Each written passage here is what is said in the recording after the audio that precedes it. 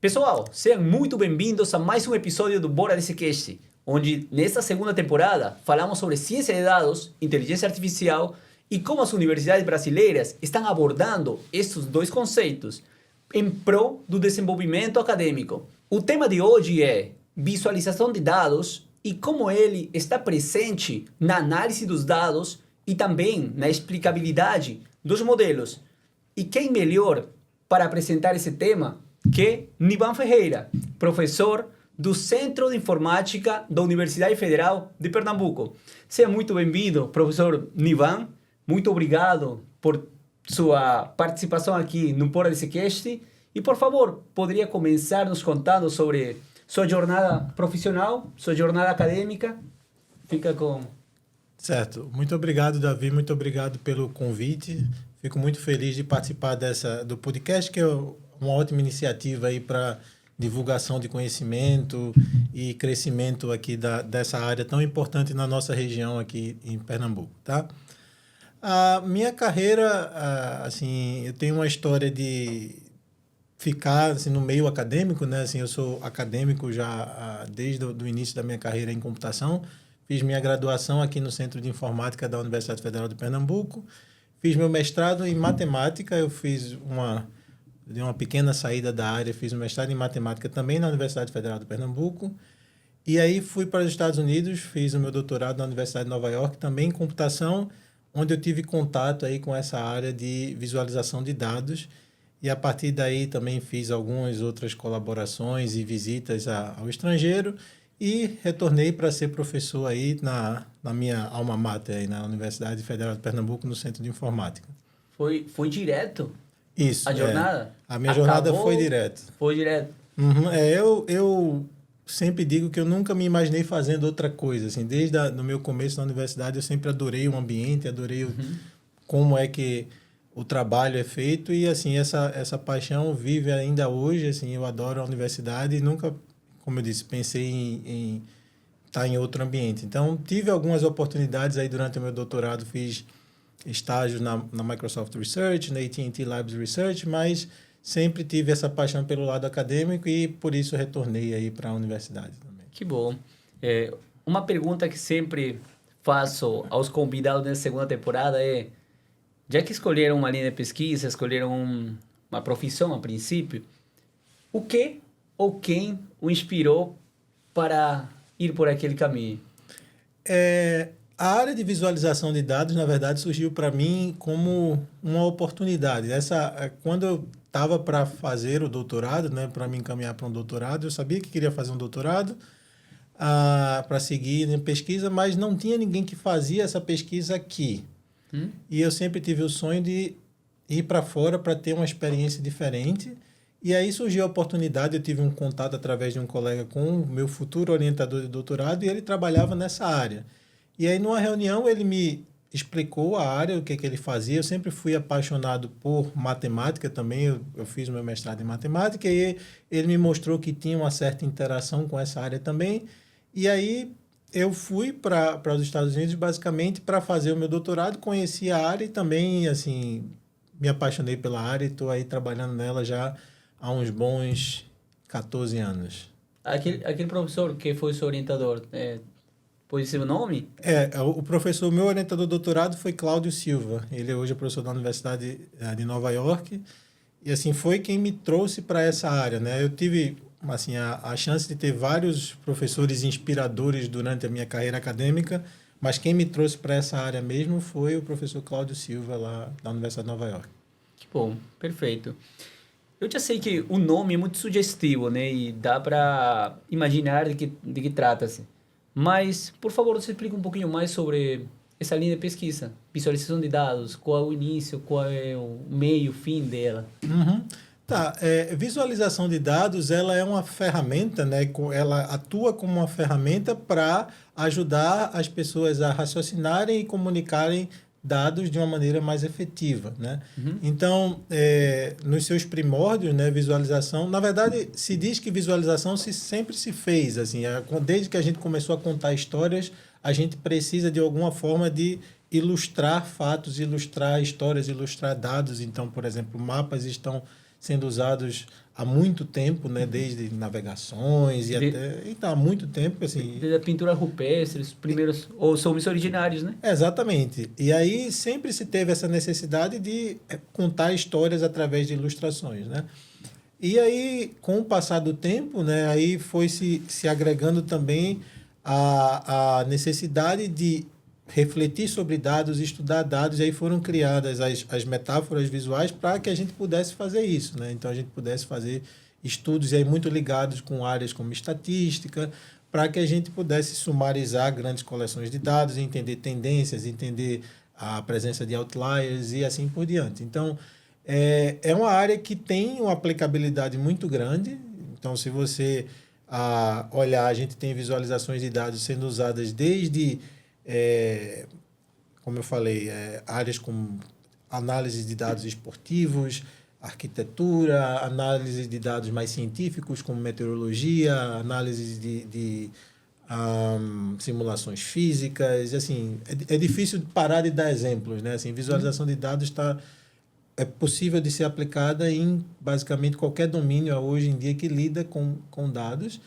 E, assim, tem um papel central em ciência de dados, né, na área de ciência de dados, que eu imagino que vai ser uma das perguntas que vai vir aí a seguir também, né? Justamente, falaremos sobre ciência de dados e um dos pilares dentro do ciclo de vida de um projeto de ciência de dados é a explicabilidade, né? Uhum. Então, você diria que esse é o papel fundamental da visualização? Eu diria que é um dos papéis, mas eu não diria que é o fundamental. Na verdade, se você pensar durante o ciclo de vida de um projeto, desde a sua aquisição dos dados, você vai ter que ter um pré-processamento para entender o que está nos dados, fazer uma limpeza, depois você entra numa etapa talvez de modelagem e depois você vai explicar aquela modelagem e comunicar os resultados, né? Em todas essas etapas, visualização é útil. Então, quando você está fazendo uma primeira, digamos, exploração sobre os dados, você faz uso de metáforas visuais, sumários visuais, gráficos e etc., para que você tenha uma noção do que é que está sendo representado com aqueles dados. Quando você faz modelagem, quando você faz ajustes de parâmetros, quando você faz varreduras de parâmetros, você olha para as métricas que indicam a eficácia de modelos, você também faz uso de visualização de dados. E aí depois, quando você vai fazer explicabilidade, você faz uso de metáforas visuais para que as pessoas que estão projetando aquele modelo tentem entender o que é que está sendo aprendido e depois tentar com aquilo talvez até melhorar o modelo. E por fim, quando você vai contar aquela mensagem para alguém, seja um cliente, seja o público em geral, também você precisa de visualizações que explicam aquela mensagem que foi aprendida nesse processo de análise como um todo, né? Então, ela é, digamos, horizontal, ela está presente em todas essas etapas aí do projeto, né, de ciência de dados. Exato. E assim como em todos os aspectos, todos os setores da vida, também no projeto de ciência de dados, a gente tem que transmitir, comunicar. Não, estou na metade do projeto. Tem que comunicar para alguém. Um cientista de dados dificilmente trabalha só, trabalha com o time. Então tem que explicar para alguém, comunicar a alguém. E não tem melhor jeito de comunicar que contando histórias, né? E uma das formas mais eficazes de contar história é por meio da visualização. Com certeza. Verdade? O que você opina ao respeito? Essa é uma das grandes funções, né? A gente se depara, em vários projetos nos quais eu participei e participo, eu tenho que ter isso, né? A gente pensa que, muitas vezes, a gente como cientista, que todo mundo tem aquele conhecimento técnico sobre tudo e tem o tempo necessário para fazer aquela compreensão da história que você quer passar. E muitas vezes isso não é verdade. Quando você vai falar com um gestor ou com o público em geral, aquela pessoa pode não ter o tempo para analisar tudo que você está passando, ou pode nem ter todo o conhecimento técnico para aquilo. E, novamente, a capacidade de abstrair tudo isso por meio de visualizações e contar o essencial é bastante importante para qualquer cientista de dados, eu diria. Definitivamente. Professor Nivan, dentro dessa linha de pesquisa e dentro de toda essa trajetória, essa jornada acadêmica, você deve ter uns projetos aí que guarda com muito carinho Quais são os projetos de maior relevância ou que você tem maior carinho por eles? Assim, é difícil para mim, talvez, eleger alguns, né? Aquela coisa de são seus filhos e aí você não quer dizer... Vai brigar com os filhos. Mas eu posso destacar alguns, assim, que tiveram, talvez, alguma visibilidade maior, né? Sim. Durante o meu doutorado, né, logo quando a gente chegou na Universidade de Nova York, a gente fez um projeto, né, junto lá com o meu orientador e outros colegas, usando dados de táxi de Nova York, da cidade, né?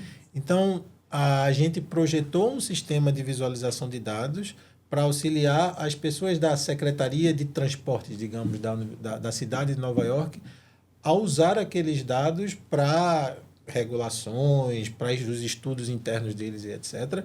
E eles não tinham uma ferramenta adequada para aquilo, né? Então, o que foi bastante legal e o que é bem comum dessa área de visualização de dados é que muitas vezes a gente consegue prover ferramentas para melhorar processos, melhorar a compreensão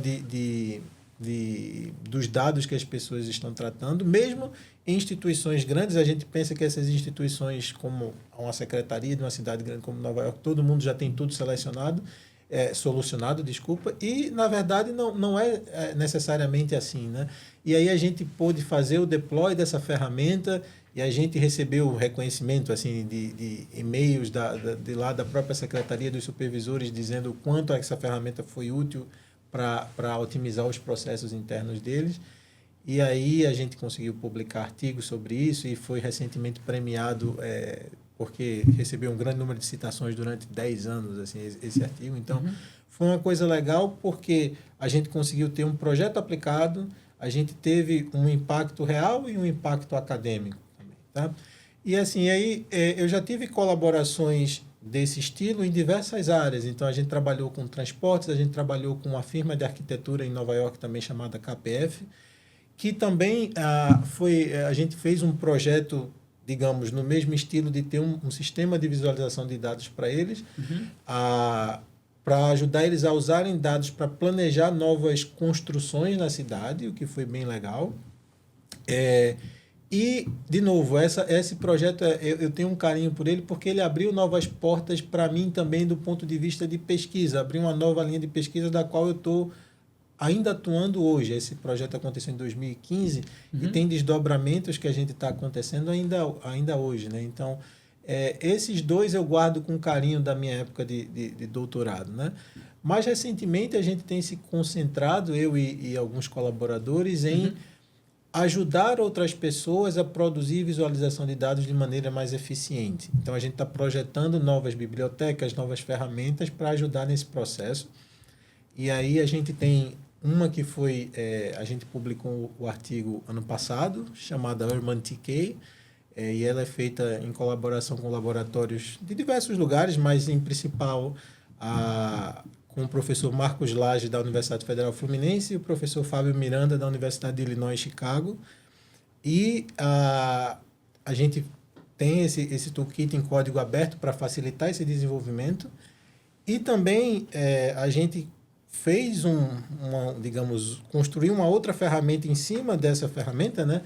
E a gente submeteu para publicação e a gente espera que em breve também vai estar aí disponível para ser usado, né? Então, essa é uma das coisas que a gente está se concentrando agora, em facilitar o desenvolvimento de visualizações complexas. Está sendo como uma plataforma ou uma biblioteca que eu posso importar? Elas funcionam como... A primeira, o Urban TK, que a gente está fazendo, é uma biblioteca... na verdade, ela funciona como uma plataforma. Assim, você tem escreve com uma gramática. O essencial dela é você não ter que programar com uma linguagem de programação, mas ser algo mais em linha de especificação. Você escrever numa gramática como um JSON e ter uma visualização complexa em ambientes 3D, urbanos e etc. Tá? A próxima que vai vir depois dessa, aí sim vai ser uma plataforma onde você pode não ter que programar, mas você tem a opção de fazê-lo se você tiver essa capacidade ou esse conhecimento, e deve tornar, essa é a nossa aposta e a nossa proposta, tornar o desenvolvimento de sistemas de visualização em ambientes 3D urbano algo mais simples. Uhum. Tá? Perfeito. Os projetos muito interessantes. Professor, para alguém que está começando na área de ciência de dados, e aí ele vê que vai precisar um pouco de estatística, vai precisar um pouco de matemática, um pouco de programação, alguém que está começando, para levantar seu primeiro projetinho. E visualização, também preciso.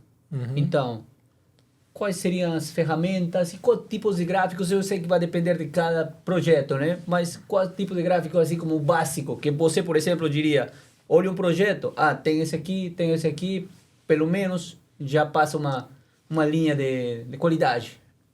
Essa é uma pergunta que é bastante complexa. Eu posso passar, talvez, o podcast inteiro tentando respondê-la. Mas, assim, o que eu diria é, como qualquer ferramenta que você vai escolher, ela depende do problema que você vai solucionar e de que tipo de uso você quer fazer dela. Sim. Tá? Hoje em dia, né, a criação de visualizações interativas de dados ela se tornou bastante simples por meio de ferramentas. Aí criou-se um mercado muito grande, tem ferramentas, por exemplo, como Power BI, Tableau, que fazem o processo de importação, processamento e criação de visualizações de dados um processo bem mais simples do que era há algum tempo atrás, né? E essas ferramentas já ajudam bastante para quem quer começar a analisar dados. Então, se você sabe usar essa ferramenta, em 10 minutos, 20 minutos, você consegue criar algo que é relativamente complexo e você consegue fazer um deploy na internet, compartilhar com as pessoas e etc. Então, essas ferramentas são muito, muito úteis. E principalmente se você é uma pessoa que quer usar as visualizações que já estão prontas para analisar dados talvez de uma forma mais exploratória. Se você é um cientista de dados que faz uma interação muito grande com a parte de modelagem, por exemplo, talvez você queira aprender bibliotecas em Python nas quais você pode ter uma interação mais natural com as áreas de modelagem, né? As partes de modelagem, quando você vai criar um modelo de machine learning, etc., e você está ali mais próximo e você pode fazer iterações do modelo e ver a visualização já, sem ter que importar numa outra ferramenta. E aí você tem inúmeras bibliotecas. A que eu gosto de ensinar sempre é a Plotly, tem também a Bokeh, que é uma outra alternativa, pelo fato de criar visualizações interativas, né? Muitas vezes isso é meio que negligenciado por quem talvez não tenha explorado tanto essa área, mas é muito importante, eu sempre falo isso nas minhas aulas, que a visualização estática ela permite ver só aquele pedaço dos dados. Você não consegue fazer uma outra tipo de consulta enquanto você está enxergando ela. E o processo de visualização ele é dinâmico por natureza. Você olha para uma visualização, aprende alguma coisa, faz uma nova pergunta sobre o dado e você vai procurar aquela resposta. E esse procedimento é mais eficiente quando você pode interagir diretamente com aquela visualização. E aí essas bibliotecas que eu mencionei, como Plotly e Bokeh, você tem visualizações nas quais, por exemplo, você pode fazer um hover em cima de algum elemento da visualização e ter um tooltip, algo simples assim. Eu estou mencionando uma interação bastante simples, que é possível nessas bibliotecas e não é possível, por exemplo, no Matplotlib ou Seaborn, que também são bastante usadas. Tá? Por fim, se você é uma pessoa que está querendo criar novas visualizações, tem uma liberdade maior do ponto de vista de design de visualizações, aí você não tem ainda como fugir da parte mais programática da coisa, né? Então, você vai ter que programar e criar suas próprias visualizações. E aí, muitas vezes, do zero. Assim, você vai ter que pegar e programar cada um dos elementos gráficos, e uma das bibliotecas mais famosas e usadas ainda hoje em dia para isso é a D3.js, que é JavaScript, né? E aí eu diria que assim, tem 3 níveis de ferramentas, no mínimo. Todas essas você pode aprender bastante e se tornar profissional que atua com cada uma dessas, né? E depende muito do que a pessoa vai querer fazer. Mas se você está começando, eu começaria nessa sequência que eu mencionei mesmo, né? Do mais alto nível, digamos, para um nível mais baixo, né? Quanto a tipo de gráfico, é o que você falou. Assim, é muito difícil de eu dizer para você, usa esse tipo de gráfico ou aquele outro, porque depende muito do que você vai fazer. Obviamente, tem gráficos simples, como gráficos de dispersão, gráficos de barra e box plot, essas coisas que são amplamente usadas, né? Então, todo mundo meio que tem que saber. Mas eu diria que talvez ainda antes de saber disso, dos gráficos básicos, você deveria saber dos fundamentos de visualização, que eu acho que são bastante importantes, né? Antes de decidir no que gráfico usar, você tem que decidir, ou entender, melhor dizendo, que dados você tem, para que você vai visualizar esses dados, que tarefa você quer realizar com aqueles dados, e também para quem você está produzindo aquela visualização. Quem é que vai consumir aquele produto que você está fazendo? É para você mesmo, como um analista de dados? É para o seu chefe? É para um gestor? É para o público em geral? Então, tudo isso influencia no que você vai escolher. Novamente, eu acho que assim, quem está começando deveria se concentrar nos princípios que vão guiar nessa escolha de qual é o gráfico ideal, que cores usar e etc., para gráficos mais usuais.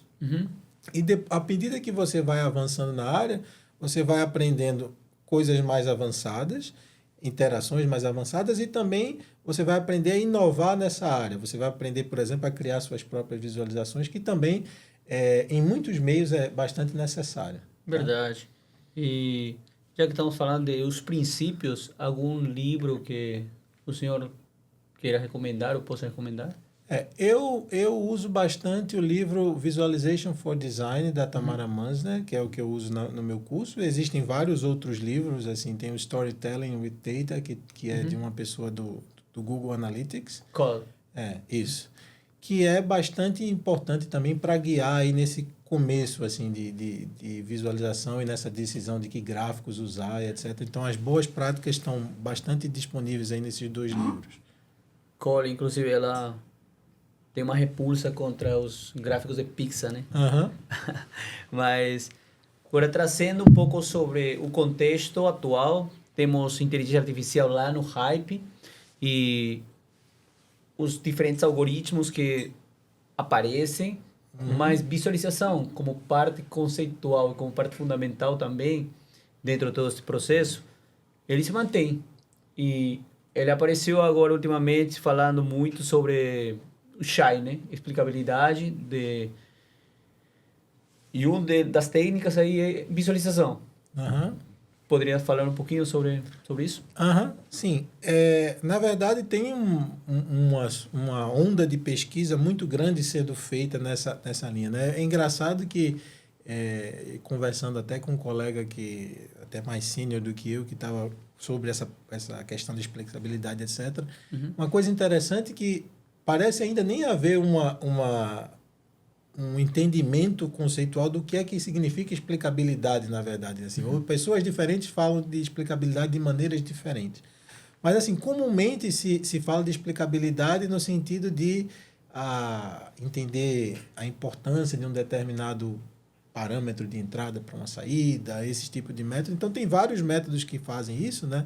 O próprio SHAP, por exemplo, né? Você consegue olhar para a importância de features, etc., mas existem muitas outras coisas, né? Existem técnicas que produzem sistemas interativos que você pode meio que fazer probes num modelo de machine learning para entender se eu variar isso aqui um pouquinho, o que é que acontece, que é basicamente o que essas técnicas analiticamente tentam fazer, mas se você pluga isso com visualização interativa, fica muito mais poderoso, né? Verdade. E aí também você vai juntar com técnicas de redução de dimensionalidade para você entender dados mais complexos como imagem, texto, ativações de neurônios em uma rede neural, por exemplo, que vão criar esses vetores de alta dimensão. Então, entender tudo isso é complexo. Eu diria que não é um problema resolvido de nenhuma maneira, está sendo criado, estão sendo criadas ferramentas para isso, né?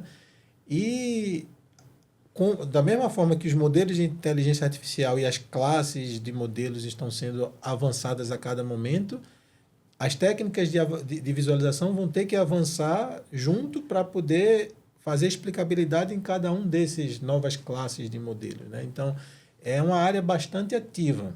Elas têm ficado um pouco atrás, quero dizer, os algoritmos de Deep Learning, por exemplo, já têm avançado muito e a explicabilidade sobre esses algoritmos é muito difícil. E agora aparecem as LLMs e a área de visualização como que tem que também seguir e dar passos gigantes, né? Uhum. Sim, é uma coisa que é difícil de você seguir no mesmo ritmo por vários motivos. Mas, por exemplo, existe um interesse, obviamente, muito maior em resolver o problema primeiro do que você explicar o problema. Obviamente, tem essa parte da explicabilidade que está sendo grande, está entrando em grande evidência por motivos até regulatórios, porque vários modelos estão sendo usados em situações onde é necessário legalmente que você dê uma explicação do porquê que ele está tomando determinada decisão. Sim. Né? Então, tem esse lado de por que digamos, a explicabilidade e a visualização está ficando um pouco para trás, e também tem o lado que as comunidades são muito diferentes em tamanho. Verdade. A comunidade de inteligência artificial, de machine learning, é muito maior do que a comunidade de visualização. Tá? Certo. Então, realmente é difícil, mas a boa notícia é que cada vez mais as pessoas estão interagindo entre essas comunidades e tem contatos, grupos, e tem pessoas que estão trabalhando nas duas comunidades ao mesmo tempo. Tem gente de inteligência artificial que está fazendo trabalho em visualização e tem gente de visualização que está realmente fazendo trabalho em machine learning, tem gente que está aplicando machine learning também para a visualização, que é bastante interessante, né? Eu posso até, talvez, me alongar um pouco sobre isso, se por favor. for interessante. Por favor. Porque, assim, se você pensar, um dos grandes intuitos de você usar a inteligência artificial é para automatizar tarefas. Visualização de dados, no certo sentido, é uma tarefa bastante manual, né? Porque você tem que olhar para o dado, você tem que selecionar coisas, se você pensar em algo interativo, você está lá na frente do computador explorando os dados. E que tal, e muita gente está fazendo isso, que tal o uso de inteligência artificial para automatizar pelo menos parte desse processo? Por exemplo, eu posso sugerir que parte dos seus dados você poderia olhar, poderia ser mais relevante para você. Eu poderia usar IA generativa para gerar um storytelling de um dado. E assim, os limites são difíceis de você conhecer, assim, tem muita aplicação, né? Então, tem gente que está aí na interseção com um banco de dados que está produzindo bancos de dados que são aprendidos, entre aspas, e aí, se você vai fazer visualização interativa, você precisa de algo que é rápido, que usa poucos recursos computacionais, e aí substituir estruturas de dados complexas por modelos de IA que permitem você fazer operações que suportam visualização de dados, também é algo que está sendo investigado, é bastante importante. Então, tem um mundo aí de coisas que está sendo criada, tanto de visualização para ajudar na inteligência artificial, mas também da inteligência artificial para ajudar na visualização de dados. E, inclusive, daqueles interesses que você mencionava, os interesses em resolver os problemas, mas uma vez que estão aplicados já, tem usuários, né? Afeta muito uma comunidade muito maior. E estes usuários querem saber, por exemplo, por que eu não recebo um crédito? Me explica aí. Ele quer saber. Então, essa é uma grande oportunidade para que a área de visualização venha à tona, né? Com certeza. Maior. Então, tem muita coisa para ser feita e essa comunicação com o público em geral, eu acho que é algo importante, que certamente já é, digamos, preocupação de parte da comunidade, mas, digamos, a grande maioria de nós, da comunidade de visualização de dados, a gente trabalha muito visando o especialista, né? Visando as pessoas que são especialistas numa determinada área e não visando, talvez, o público em geral. E isso eu acho que é uma grande tendência também de um problema que deve ser atacado, e eu acredito que é importante de ser atacado e vai ser atacado, porque a gente está vivendo numa era de as pessoas estão sendo bombardeadas com informação a todo momento, né? e aí com problemas até de desinformação e etc. E eu acho que visualização de dados também tem um papel importante no combate a esses problemas, né? Então, como é que a gente convence pessoas ao ponto de elas mudarem ou se convencerem de um determinado fato e combater desinformação, lutar contra problemas climáticos e sociais. Eu acho que a gente tem um papel muito grande nisso e assim, a gente já está vendo algumas iniciativas de criar fóruns de discussão sobre esses assuntos, mas ainda um pouco incipiente. E aí eu espero que isso vai crescer aí nos próximos anos também. Perfeito. E tentando fortalecer aquele lado e desde sua trincheira, me conte um pouquinho mais sobre se alguém se interessa para ser orientado por você, se alguém quiser fazer parte no mestrado ou dentro do pré-grado também, quais são as linhas de pesquisa que você tem, que tem oferecido para o pessoal, por favor? Sim, eu tenho orientado alunos aí do graduação, mestrado, doutorado lá no Centro de Informática, né? A grande parte do meu trabalho eu me interesso por aplicações de visualização de dados em qualquer domínio, digamos assim, mas as minhas especialidades têm sido em aplicações de dados urbanos. E aí eu tenho interesse em usar visualização de dados e análise de dados para ajudar no planejamento urbano, melhorar a qualidade das nossas cidades, serviços e etc. Então, esse é um dos temas aplicados que eu tenho focado na divulgação aí dos projetos e temas de pesquisa. Tem alguns, obviamente, temas mais técnicos que são derivados desses problemas, né? Como visualização em ambientes 3D. A gente está muito acostumado a usar mapas 2D como Google Maps, etc. Mas quando você vai para um ambiente 3D, torna-se um problema muito mais complicado. Tá? E eu também assim, ofereço uma oportunidade lá, a oportunidade de os candidatos proporem temas de seu interesse, né? Então, um dos temas que eu sempre coloco lá na seleção da pós-graduação é a aplicação de visualização em dados reais. E aí eu peço que a pessoa, candidato ou candidata, traga temas interessantes e, assim, num certo sentido, nos convença de que é interessante trabalhar naquele problema, né? E tem surgido coisas bastante interessantes nessa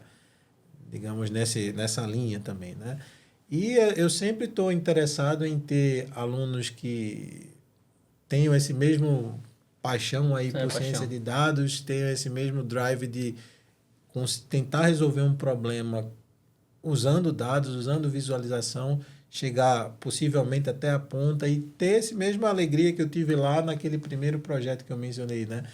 Você entregar um resultado, ver não só o resultado acadêmico, né? Mas também o resultado lá no domínio de aplicação da ferramenta que você está criando. Sim. Fiquei com a curiosidade em estes projetos de transporte, que tipos de gráficos utilizar? Eu pensei em grafos aqui, não sei. De novo, assim, várias possibilidades aí, dependendo, de novo, do dado que você está criando e como você está sumarizando ele. A gente fez mapas 2D naquele primeiro projeto, né? Mapas 2D mesmo com as rotas dos táxis, né?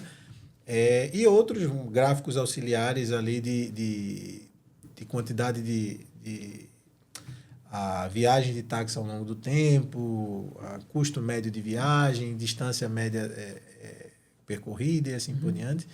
Mas existem possibilidade de usar grafos e diferentes representações de grafo, né? O grafo ele não é um gráfico. O grafo é um objeto matemático que você pode representar de várias formas. E aí diferentes representações servem também. E aí você pode representar, por exemplo, matrizes de origem e destino, que são a representação de um grafo também. Você pode representar as trajetórias pelas ruas da cidade. Então, assim, tem uma enormidade de possibilidades e, inclusive, depende também assim, de que informações você tem sobre uma determinada rota. Se você pode coletar informação durante uma rota, por exemplo, se você está monitorando alguém correndo numa maratona, por exemplo, você pode estar querendo monitorar o seu batimento cardíaco, a temperatura do corpo e assim por diante. e aí você vai ter que lançar mão de outras ferramentas para fazer essa representação, né? Então, aí torna-se um problema bem mais complexo. Aí a gente teria que talvez ter um pouquinho mais de tempo para discutir isso. Sim. E sobre aqueles gráficos 3D que você mencionava, e mencionava justamente, gostaria de saber, entrar dois, três desafios técnicos para nesse sentido. Quando eu mencionei ambientes urbanos 3D, né? Então você pode pensar, vamos mencionar alguma coisa. Você poderia ter sensores para medir nas superfícies dos prédios de uma cidade a quantidade de insolação, de emissão solar que eles recebem durante um determinado período, ao longo dos dias de um ano, alguma coisa assim, né? E aí você tem representações, primeiro, de como você vai sumarizar esses dados. Você pode integrá-los tanto localmente, por exemplo, numa região pequena da superfície do prédio, como por andar do prédio. Você pode sumarizar ele pelo prédio todo. Então, tem uma questão de qual é o nível de resolução que você vai apresentar para aquela informação. E cada uma delas pode ser interessante, né? Então, você tem que permitir o usuário navegar sobre elas. E, de novo, você pode não estar falando, muitas vezes, de um local só. Você pode estar falando de uma área grande da cidade. Um outro desafio que é comum nesses ambientes 3D é como é que você navega sobre eles. Quando você está num mapa, você só tem 2, ou digamos 3 níveis de liberdade. Você pode X e Y, e você pode dar zoom in, zoom out. Sim. Mas quando você está em um ambiente 3D, você tem não só X e Y, você tem o Z, que é a sua altura também, né? E você pode rotacionar a sua vista, né? Você pode olhar para cima, para baixo, para um lado, para o outro. Isso também traz o problema é mais complexo de o usuário interagir com aquele sistema, né? Então, você tem que ter controles mais complexos. Por fim, você também tem problemas, por exemplo, de oclusão que você não teria num ambiente 2D. A informação que está, por exemplo, mostrada num objeto que está atrás de outro, ela é basicamente ocludida. Então, você não consegue ver toda a informação de uma vez só, o que é diferente de um mapa que você está olhando de cima. Você sempre pode ver, digamos, toda a informação. E aí o problema é como é que você lida com isso de maneira eficiente, como é que você evita o problema de oclusão. Então, assim, esses são alguns dos poucos problemas que a gente se depara com isso. E aí, você também tem outros problemas associados. Se seu dado varia no tempo, como eu estava falando, se você tem informação ao longo de um ano, como é que você representa essa informação que evolui no tempo nesse ambiente? Você usa uma animação? Você usa algum gráfico auxiliar, tipo um gráfico de linha que mostra informação ao longo do tempo? Mas esse gráfico de linha vai mostrar dado para quem, se você tem dado para todos os prédios de uma cidade. Então, assim, como é que você representa uma informação temporal nesse ambiente é muito mais complexo. Como é que você representa informações multivariadas? Se você não mede só a emissão solar, mas você tem outras medidas, o problema de representação visual se torna mais complicado por todo esse grau de liberdade que você tem a mais no ambiente 3D. Sim, e olhando aquela complexidade, vem à minha mente a capacidade de processamento. É um impedimento? Hoje em dia é? Ela é eu não diria que é um impedimento, tá? A gente tem soluções para isso, mas certamente se torna bem mais complexo do que no ambiente 2D. Você tem, além da informação do dado que a gente chama temático que você quer representar, você tem a representação também do dado físico da cidade, que é a geometria dos prédios, a geometria das ruas, a geometria dos elementos físicos da cidade. E esses todos têm que ser representados. Dependendo da aplicação que você tiver, você vai querer ter um nível de detalhe muito grande. E para ter um nível de detalhe muito grande, você vai ter que ter um processamento grande, você vai ter que trazer esse dado de algum lugar, se ele não tiver no seu computador, por exemplo. E aí você tem estratégias para lidar com isso, estratégia de níveis de detalhe diferente, mas, de novo, a implementação desses sistemas não é trivial de forma nenhuma. Sim. Tá? Então, assim, eu não diria que é um impedimento, mas também não diria que está totalmente resolvido o problema. Então, tem aí um desafio nesse lado que a gente está trabalhando de como é que a gente torna esse processo de desenvolvimento mais fácil para o usuário. E daí vem aquelas ferramentas que a gente está tentando produzir aí.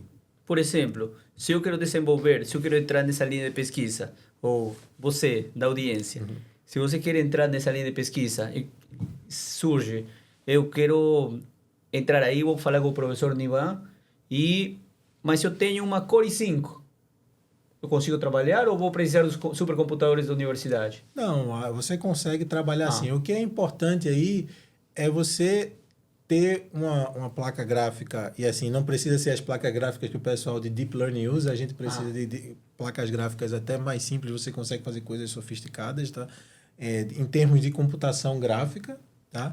E aí, o interessante é que para entrar nessa área, assim, se você quer desenvolver as ferramentas, auxiliar no desenvolvimento das ferramentas que a gente está criando, é importante ter esses conhecimentos de computação gráfica, porque a gente precisa agora dessa interseção para representar esses ambientes 3D também e tornar esse processo eficiente para aliviar esse problema de processamento de dados. Então, para entrar nessa área, pelo menos no tema que eu estou trabalhando, né, esse conhecimento é essencial. Tá? E aí, talvez não seja um dos conhecimentos que está, digamos, em moda, assim, aqui, principalmente no centro de informática, a gente não tem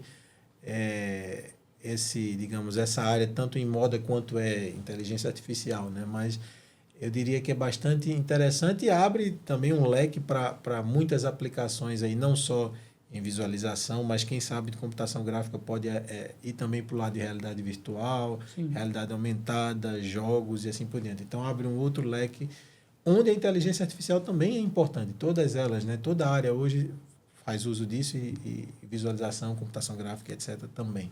Tá? Então, esse conhecimento seria bastante importante de ter aí como background para entrar nessa área. E falando em aplicabilidade, ele é horizontal, né? Ele entra em todos os setores. Isso. E aí, se você pensar, né, a gente...